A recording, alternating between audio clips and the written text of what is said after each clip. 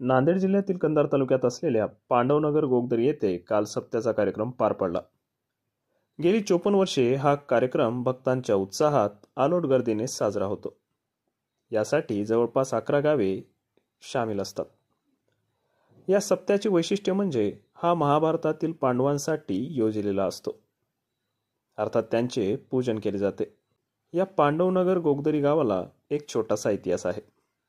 येथील गावकऱ्यांच्या म्हणण्यानुसार असे की जेव्हा कौरवांनी पांडवांना द्यूत खेळात हरविले तेव्हा त्यांना 12 वर्षे वनवास आणि 1 वर्षाचा अज्ञातवास भोगावा लागला। तो 1 वर्षाचा अज्ञातवास हा याच पांडवनगर गोगदरीत त्यांनी भोगला असे ठामपणे ते सांगतात।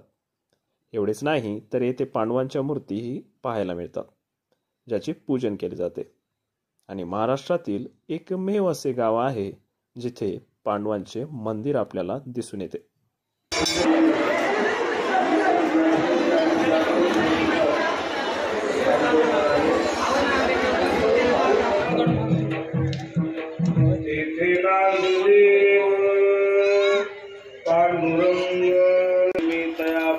पांडवा हरपलो घेसावा तेत नाम घोष बरवा करीती मागा तो मी वैकुंठी नसे एक वेळ भानू बिंबी न दिसे।